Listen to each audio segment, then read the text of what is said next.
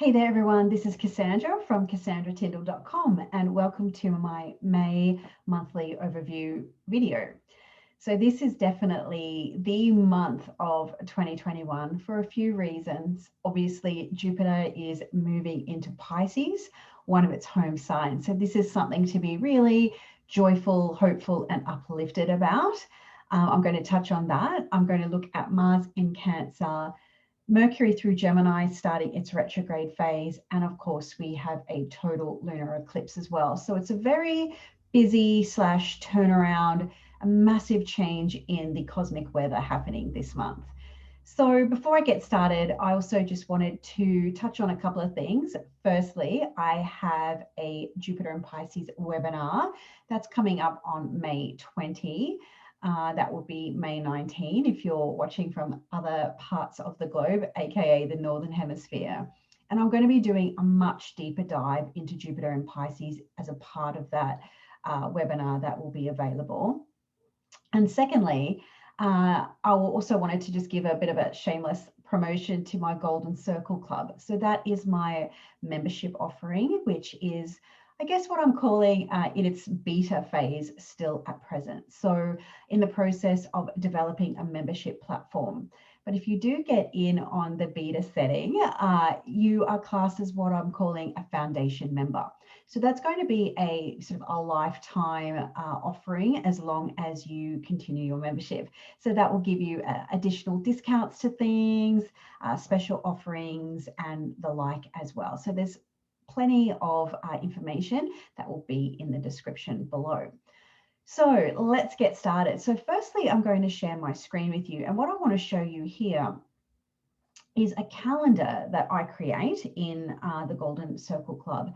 And so for those who are not very used to looking at charts in terms of Solarfy or Astro.com, for example, but sort of connect to the astrology a little bit more easily looking at it in this format, I do create these calendars for you. So if you're not used to looking at the software, this can really help. So it's just like a regular calendar, but with the astrological information on there as well. So it can be a handy sort of at a glance look at what is happening in the sky each and every month. And so that's inclusive of the Northern Hemisphere times, as well as the Australia, New Zealand as well, and the Southern Hemisphere. So what we can see is that we, straight off the bat, we get Mercury moving into Gemini. Okay, and so this is a planet in its home sign, and it's going to be there until about mid-July, so about July 12. So what you'll notice as we explore the astrology of this month is that Mercury's tour of Gemini really closely aligns with the introductory cycle of Jupiter and Pisces. So they're going to be working together. So we've got Mercury, the planet of communication, speech, logistics, money in its home sign. And then we have Jupiter. That will be in its home sign too, but more on Jupiter as we get there. And so Mercury is going to be moving a little slowly this month, even though it's in its home sign, and it will be preparing to retrograde down here, which you can see Mercury station retrograde there at the 29th down here of May at 24 degrees of Gemini. So overall, Mercury in Gemini is a really great time for any matters to do with logistical planning, details, gathering information, or it can really sort of be a busy time. Mercury in Gemini is, ideal for dealing with, paperwork, tidying up your inbox, or if you need to get more information about things. Gemini is a mutable air sign, so it does have a higher sort of energy around it. And when I say that, I mean it can be a little bit frenetic or busy, if you like. And so Mercury is going to be taking the reins of Mars, who was in Gemini over the last sort of 6 to 7 weeks. And so this might help you wrap up some of that Mars in Gemini story for you. You might get the details or further information around action you either were or weren't taking, depending on how that transit worked for you.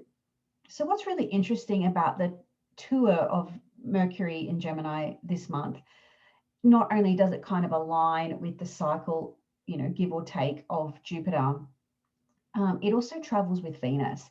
So Venus and Mercury are moving throughout the sky very closely together. They made their first conjunction on the weekend of the sort of 24th, 25th. So that's the Anzac Day weekend here in Australia, where they made their first conjunction. The second conjunction will happen in later in the month, where Mercury will be retrograde and conjoining Venus. There'll be more details about those transits in the membership videos. But I think one thing to note here is that there is an uplift of energy around communication, around relationships, around connection, maybe catching up with friends or people you have or share affectionate bonds with. As I'm recording these videos, it's about the 22nd of April. So a lot of people I'm speaking to at the moment are making plans. They're starting to travel, not great distances. We're not talking about sipping Prosecco and Positano anytime soon, but might be traveling interstate or a relatively sort of long drive to catch up with friends or family. In May, on the weekend of the 8th and 9th, is Mother's Day here in Australia. So a lot of people are starting to catch up, make plans to catch up with family around that time too. So that might be something that is happening in your world as well.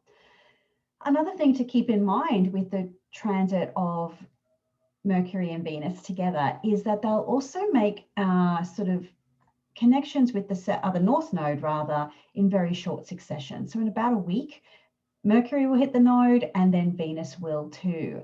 So that will be a real sort of catapulting energy around Mercury and Venus, or a thrusting forward, or a portal of potential or opportunity opening up in the Gemini house of your birth chart, and particularly around matters of maybe communication, connection, friendship, maybe making new agreements or new alliances of some type.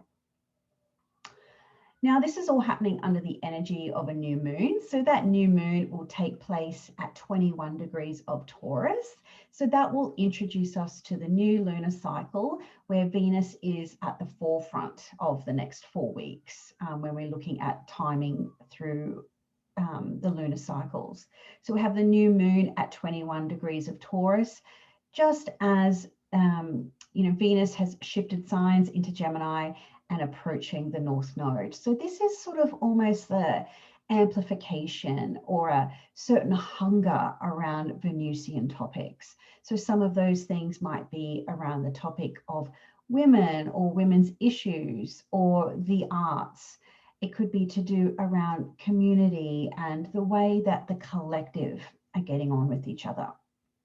So this does kind of denote a period where we might see a little bit more positive momentum or positive language or positive talk coming through in the collective. So that might be coming through the news or coming through politicians, or just more positivity around the message or the messaging, or even perhaps more details that may not be available at that sort of point in time.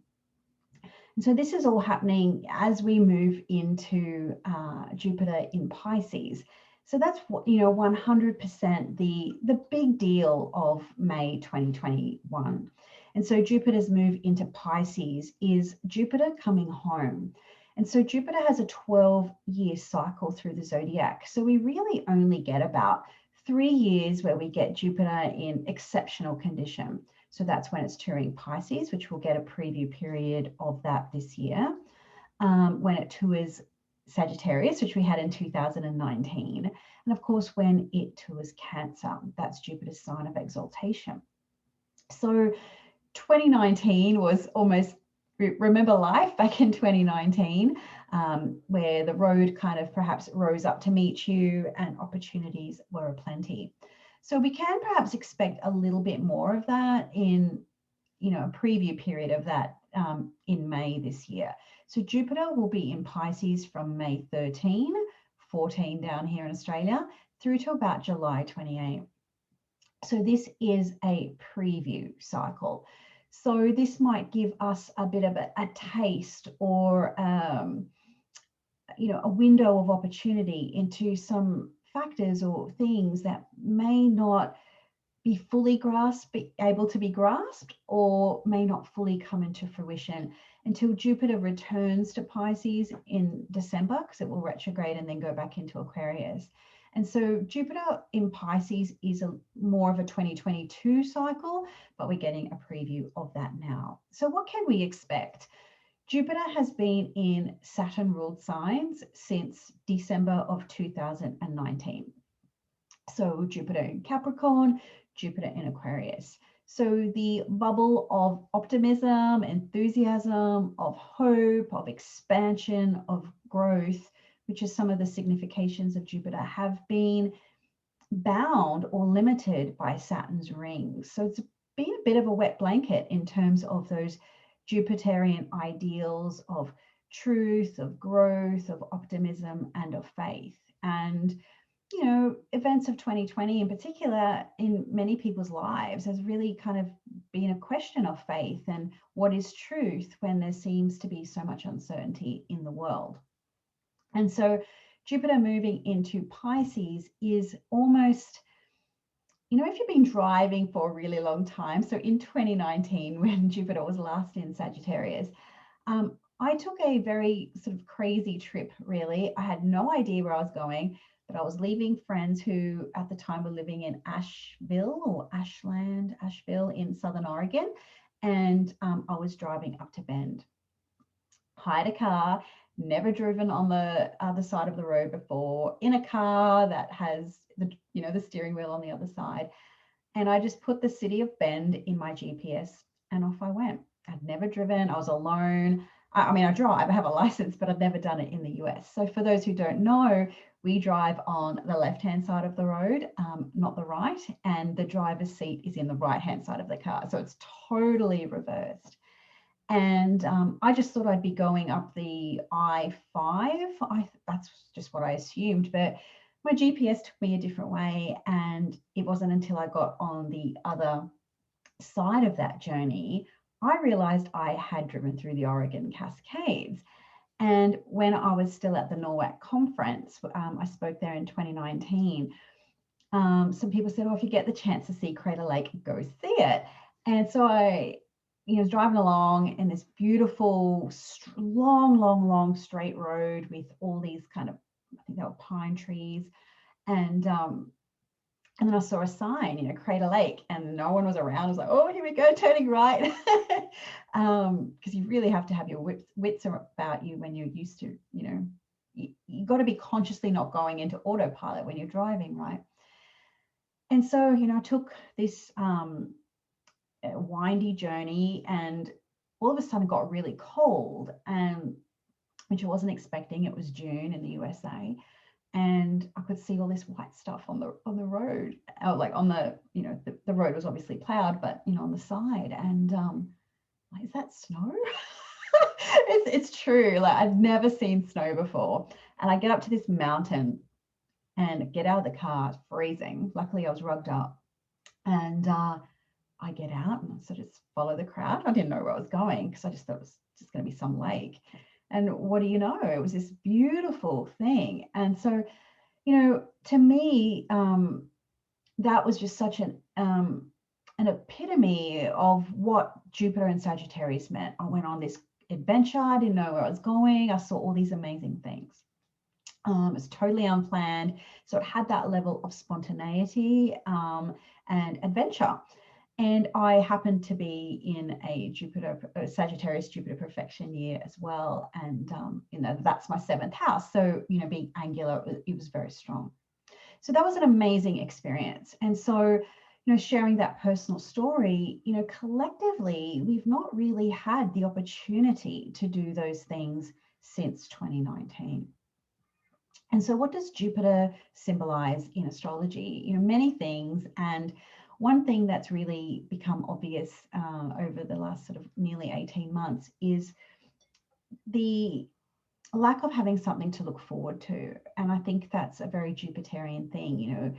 We often do, we work hard, we do the things we have to do so we can enjoy some benefit or reward down the track. So that might be the holiday, or saving up and buying that special thing. So not that Jupiter in Pisces is going to be full of the boundless energy, optimism, and enthusiasm that Sagittarius is. And that's one of the real qualifying differences between the two signs, is that Sagittarius is often linked to the idea of the quest. I went an adventure. So, here I am, I was on a quest for something. I didn't know what it was, but it was this amazing, beautiful experience. But in Pisces, it's a lot more of an introverted energy there, where we are perhaps going on an adventure within, or an exploration within. And if you think about from an elemental standpoint, these are all the details I'll cover a whole lot more in my webinar, but from an elemental standpoint, Jupiter in Sagittarius is the fiery diurnal home of Jupiter. So fire is that element that goes up, it uplifts, it's warming, it's exuberant. And, ancient thought saw that fire was, being lifted up to the gods or by the gods. Being burned on a funeral pyre, you were, elevated up and burned, so your spirit and what have you goes to the gods. Whereas Pisces in a water sign is about water, and water, like the element of earth, is a grounded, not that water is a grounded, but it goes downwards. So tears fall, beads of sweat fall, raindrops fall. And so it is more of a downward, not downward as in feeling down or depressed down, although sometimes that can be a thing with water, that sort of phlegmatic type of personality that can be a little bit more emotional. But it's a downwards in the sense that some of that hope and inspiration and enthusiasm that's promised with Jupiter has to emanate from within. And so that's the journey of Jupiter in Pisces and that preview. And it might prompt some of us to question, okay, what is fortune in our life? What is benevolence? What is truth? That's going to be a big one, particularly with the eclipses coming through Jupiter's sign as well. So yeah, there's a lot of things to talk about with Jupiter and Pisces, but there is this sense, after, walking through the desert and you reach an oasis, or it's been a long, dry winter, and then all of a sudden you get those first drops of rain. And so this is some of what we can expect with Jupiter. Maybe where part of your life has felt a little bit dry or barren, may all of a sudden show those kind of first buds of May, or those first buds of spring.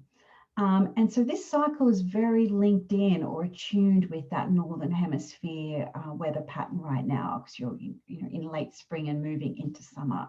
So you might start to see some of that bonifying or the uplifting, that warm, moist energy coming through. So when we think about Jupiter and Pisces, I could talk about Jupiter and Pisces till Christmas, but it's going to light up or amplify, or one of the qualitative differences I think between Jupiter and Pisces versus Sagittarius is that Sagittarius can be a little bit more of an exaggerating, I was going to say exaggerative, I don't even know if that's a word, but more of an exaggerating type of energy, whereas Jupiter in Pisces feels like it's more amplifying. It's a little bit more gentle, makes something that turns up the dial a little bit. So it's the amplification there. So although Jupiter is a benefic planet, and it often does promise great things, and that is usually true, But if the area of your birth chart ruled by Pisces is at a crossroads or not going so great in your life at the present moment, Jupiter and Pisces can also be an amplification of some of those problems, which you then may need to kind of go within in order to find a solution for. And that's one of the hallmarks of water signs. You know, they're not ones to talk about their feelings, or they're not ones to go for a run and burn off the energy. They will go within.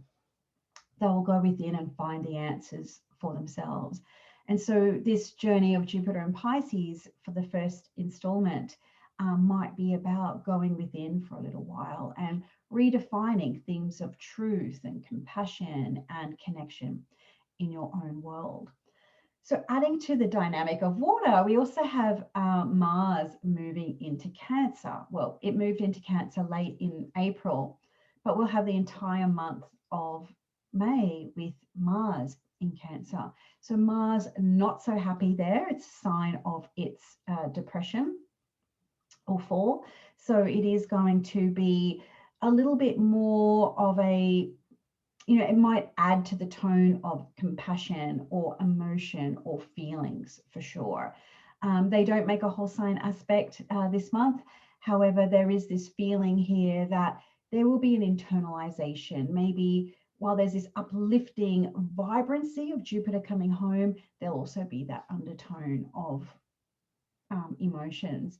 So in some respects, it could be through connecting with our friends or connecting with our loved ones. It can bring this overwhelm or flood of emotion, particularly if you haven't seen someone you really care about for quite some time, you know, due to COVID and what have you. So it can really bring up some of those things. If you haven't seen somebody for some time and there's been underlying tension or emotional issues between you or a problem, that could also be amplified. Okay, so that's just a little something to watch for. So what we have is Jupiter, one of the planets that is about travel, being in its domicile. We have Mercury, another planet that is often associated with travel, is also in its domicile. So there is going to be more movement this month. And, you know, what we have here, at least in Australia, is the travel bubble between us and New Zealand has been opened. And it's really interesting that this kind of got first put on the discussion back in December when we had the open, well, it wasn't quite the opening, but we had the solar eclipse in Sagittarius on December 14. So there was talk, hey, you know, let's open up the ditch, as what we call it, the body of water between Australia and New Zealand, and we can have that travel between the two countries. And so that, I don't know if it's opened right now, but it is opening, I believe. So it's not like we can necessarily, you know, go and ski the Swiss Alps, but maybe we could ski the southern island of New Zealand. So, you know, it's a start. And this is what the Jupiter and Pisces, this first installment of a 3-part chapter, is going to promise. So it's not the solution to all the problems, but it might be the start of making some kind of connection to a longer term solution. So in some situations, this is maybe the COVID vaccine. I believe the first recipient of the COVID vaccine was had when the solar eclipse took place. So the solar eclipse of this month happens at 5 degrees of Sagittarius, and that is on the 12th of May, I believe. Let me just double check my notes here for you. Sorry, the 26th of May. So that's towards the end of the month. So that happens 26th of May in all of the time zones there. So 5 degrees, a total lunar eclipse. So that's one of those eclipses where the moon gets that shade of red for a little while. So what we have is the moon being eclipsed in Jupiter's sign. So we have that another travel signature being really amplified there. So it's almost like potentially we could have, okay, Jupiter's in Pisces, there's an opening or a softening or a more adaptability or fluidity around Jupiter related subjects, aka travel. And then we have the eclipse. So the eclipse is attached to the South Node, and with the eclipse we get something that's seen, then becomes temporarily unseen and then seen again. So of course we'll have to sort of wait and watch and see how that plays out. But there is that potential that, there could almost be that, oh crap, we missed that detail, or we missed that thing, and things may not be what it seems. So eclipses are often described as a disruption to the regular cycle. So there is a little bit of trepidation potentially as we move forward with the South Node eclipse in the sign of Sagittarius. There is a bit of hope there. Jupiter, the ruler, is well placed right now. So we'll just have to wait and see. There could be this almost maybe things that were promised may have to get temporarily rescinded or taken back, particularly around this time as well. Mercury will station retrograde and it will square Neptune, and this retrograde will happen at 24 degrees of Gemini squaring Neptune. And it was in May of last year where Venus station retrograde at about 21 degrees of Gemini square Neptune. So that was when we were just starting to open up into what does socializing look like now. And I know the USA in particular were very quick to reopen. And of course, it also brought perhaps the onset of perhaps more cases and things like that as well. So there's a lot to be sort of said with this. That's almost like it's a step forward and maybe just a step back, just so we can take that step forward again. So unfortunately, it is just a little bit of a preview. It would be wonderful to say, hey, we've got a solid 12 months of Jupiter and Pisces, but it's almost like this steady as she goes energy. We're just going to try this thing. Here's a beacon of hope. The worst is over, but it's not completely over as we move forward. So what else have I got in my notes that I wanted to share with you? Yes, so that eclipse might bring back some, remnants of the December eclipse, that total solar eclipse in Sagittarius on the 14th. And so just a few things that happened there, just to jog your memories. Well, firstly, that was, I think, Trump was still sort of shouting out, hey, the votes were counted wrong. The first recipient of the COVID vaccine was had. Here in Australia is when that sort of El Nino season really started, and we just had such an influx of rain. So start of 2020, a huge part of our country was burning through the bushfires, and then the opposite happened this year with flooding. So we could perhaps see more rain at least come through here, particularly with eclipse. And eclipses, we're starting to get a little closer to that solstice energy now, and that can sometimes be a disruptive influence to weather patterns as well. So yeah, there's just so much more to say, but I hope that's given you a little bit of insight as to what the month is going to bring forward.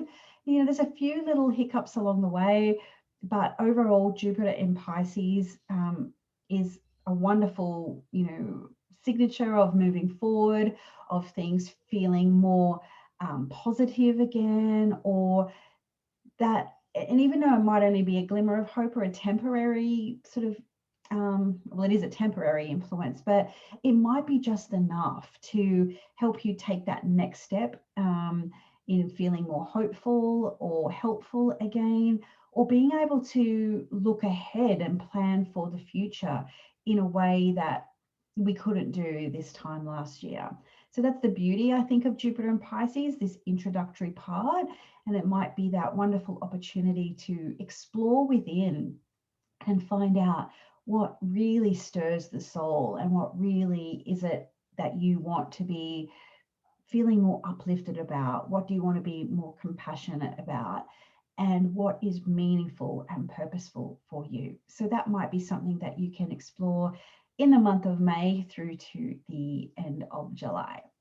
So I hope this has given you some, helpful insight for the month of May. Of course, if you do like these sort of videos, please subscribe.